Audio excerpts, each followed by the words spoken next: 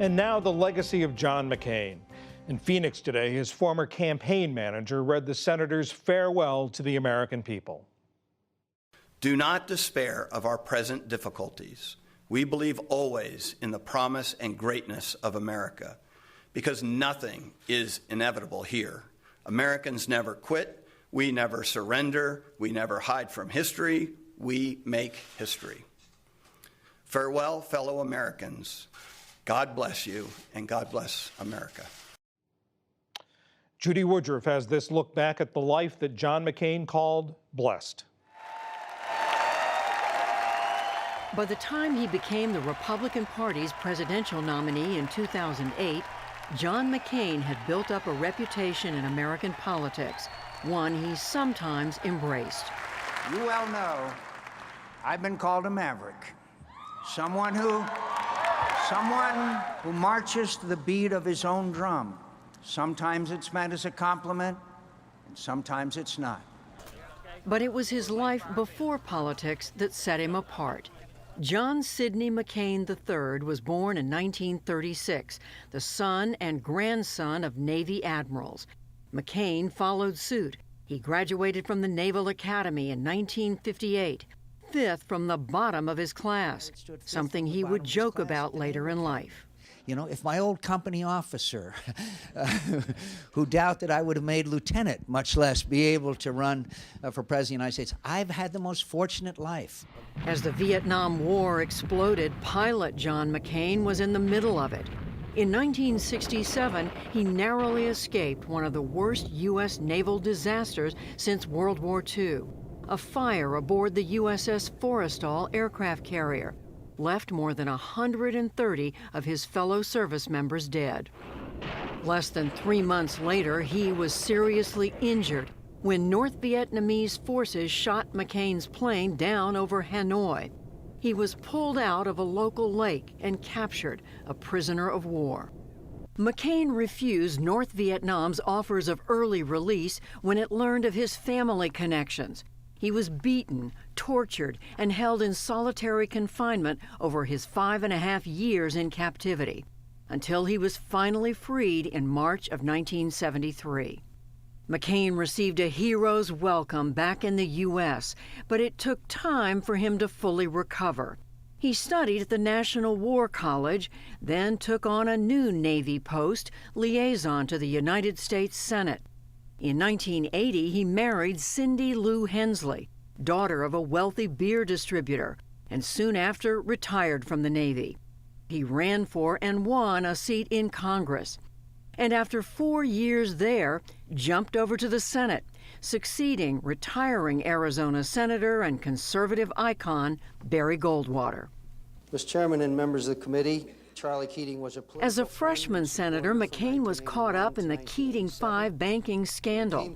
The Senate Ethics Committee held multiple public hearings, looking into whether 5 senators, including McCain, committed any wrongdoing by meeting with U.S. banking regulators on behalf of political donor and savings and loan executive Charles Keating. The panel cleared McCain in the end, only reprimanding him for poor judgment. Still, years later, McCain called the hearings a public humiliation. McCain's profile rose with the first Gulf War getting underway, and as he made defense spending one of his signature issues, alongside campaign finance and cutting government waste. All this as he geared up to run for president in 2000. I want to reform government, as I said earlier. I want to reform the tax code. I can't do that unless I give you back your government and take it out of the hands of the special interests and give it back to you. McCain began as one of several underdogs for the 2000 GOP nomination, and he acknowledged early on that the odds were against him. Barry Goldwater from Arizona ran for president of the United States. I'm sure you remember that.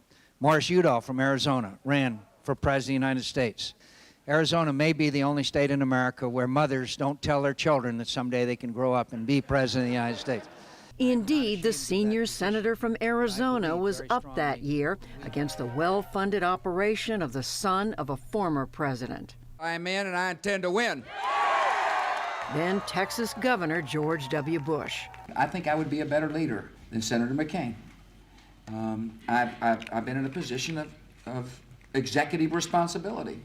But McCain's pitch was taking hold in the crucial first primary state of New Hampshire. John McCain! He was the happy warrior, riding his campaign bus, the Straight Talk Express, from town hall to town hall. I am speaking plainly, and I'm not going to do anything that at the end of this campaign, if you vote for me, that you will say, gee, McCain told me something there at the Rotary Club in New Hampshire, and then he was down in South Carolina and said something else, and then he was in California and said something else. In other words, I'm not going to disappoint you. His win in New Hampshire shocked the political world. But as the campaign turned to South Carolina, McCain became the target of false, racist rumors, including one that he had a black child out of wedlock. John and Cindy McCain did, in fact, have 4 children, including an adopted daughter, Bridget, from Bangladesh. All 4, from time to time, joined their father on the trail. He lost that primary and in his concession speech derided the smear campaign. I will not take the low road to the highest office in this land. The 2000 campaign never recovered, but McCain plunged right back into his Senate work. His passion for reforming the campaign finance system led to the bipartisan passage of a law with his name on it, McCain-Feingold. I think we understand, and Americans understand as well, if you ban the soft money, you ban the union member, the trial lawyer, the corporation head, whoever it is, from being able to corrupt this process. He was also part of a bipartisan push for an immigration law overhaul. But it was his advocacy of a more aggressive global posture for the U.S. that led to McCain's calls for a larger American footprint in Iraq and Afghanistan. Having been a critic of the way this war was fought and a proponent of the very strategy now being followed, it is my obligation to encourage Americans to give it a chance to succeed. To do otherwise would be contrary to the interests of my country and dishonorable. McCain's 2008 presidential campaign ran into trouble early. His fundraising at first lagged badly behind others. In response, candidate McCain trimmed staff, focused hard on the early states, and almost single-handedly got things back on track. Thank you very much.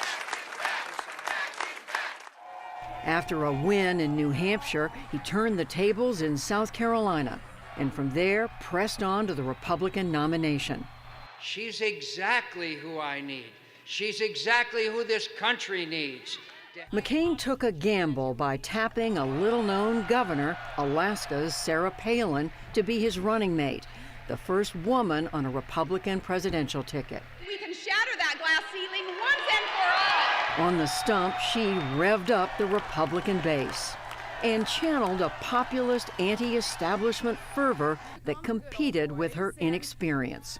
I reminded people that no, government is not always the answer. In fact, too often government is the problem. And more than her share of controversy. Our opponent is someone who sees America as imperfect enough to pal around with terrorists who targeted their own country. Still, her message backed up that coming from the top of the ticket. My friends, I was not elected Miss Congeniality in the United States Congress again this year. I'm sorry to tell you. When I'm president, the first earmarked pork barrel bill that comes across my desk, I will veto it. You will know their names. We will make them famous, and we will stop this corruption. The 2008 financial collapse hit, but only boosted McCain's Democratic opponent, Illinois Senator Barack Obama, the first ever black presidential nominee from a major party. That fall's debates laid bare their differences. As McCain highlighted Obama's inexperience, Obama linked McCain to the unpopular policies of the sitting Republican president. Pursuing the same kinds of policies that we pursued over the last 8 years is not going to bring down the deficit. And frankly, Senator McCain voted for 4 out of 5 of President Bush's budgets. Senator Obama, I am not President Bush. If you wanted to run against President Bush, you should have run 4 years ago. I'm going to give a new direction to this economy in this country. In the run-up to Election Day, McCain stood up to ugly rumors some of his own supporters were spreading about his opponent. I got to ask you a question. I do not I can't trust Obama. I have read about him, and he's an Arab. He is not. No? No, ma'am. He's a decent family man, citizen that I just happen to have disagreements with on fundamental issues, and that's what this campaign is all about. He's not. Thank you. In the end, McCain fell well short, losing the popular vote by 6 percentage points, some 9.5 million votes. Whatever our differences, we are fellow Americans. And please believe me when I say no association has ever meant more to me than that. After the election, he again returned to be a force in the Senate. McCain remained an influential voice on immigration, though he sounded more conservative during his 2010 Senate re-election bid. Complete the dang fence. It'll work this time. Senator, you're one of us. He also took over as chair of the powerful Armed Services Committee, and he never abandoned his maverick reputation, not shying away from a clash with either President Obama or President Trump and their foreign policy. To refuse the obligations of international leadership and our duty to remain the last best hope of Earth for the sake of some half-baked, spurious nationalism cooked up by people who would rather find scapegoats than solve problems. Most notably, his was the dramatic no vote that sank his own party's effort to repeal President Obama's health care reform. The senior senator from Arizona. In one of his final speeches on the Senate floor, he made this emotional appeal to his colleagues. We're getting nothing done, my friends. We're getting nothing done. Resist today's divisive politics, he told them. Bring bipartisanship back. The Senate is capable of that. We know that. We've seen it before. I've seen it happen many times, and the times when I was involved, even in a modest way, with working on a bipartisan response to a national problem or threat, are the proudest moments of my career and by far the most satisfying. What a great honor and extraordinary opportunity it is to serve in this body, that it is an honor to serve the American people in your company. Thank you, fellow senators. Mr. President, I yield the floor. That was Judy Woodruff on John McCain, the public man. To learn about the private man, we're joined by someone who knew him well, former Defense Secretary William Cohen. They served together in the Senate, and 38 years ago, Secretary Cohen was a groomsman at John McCain's wedding. This weekend, he'll be a pallbearer at his funeral. Mr. Secretary, thank you so much for joining us. Good to be with you. When you first met John McCain, you were not Senate colleagues or even congressional colleagues. He was the Navy liaison to the Senate. What drew you two together? A call that came from Senator Howard Baker's office saying that he wanted me to join 3 other senators to meet the Chinese leader, Deng Xiaoping, in Beijing. And so I went on that trip with Senator Glenn, Senator Hart, Senator Nunn, and John was the escort officer. And during that time, he regaled us with stories, funny stories, always self-deprecating, always telling kind of Irish jokes on himself, and would talk about the O'Reilly twins in a bar. And I won't go into the details on that, but it was always just a lot of fun. And when you travel with John, you knew that you were going to enjoy the trip. You may be on a very serious mission, but you always knew that being with him in his presence was going to make the trip really fun-loving. And that's the way it was with him, whether he dealt with the press and called you jerks in a very humorous way and meaning as a compliment, never as a derogatory term.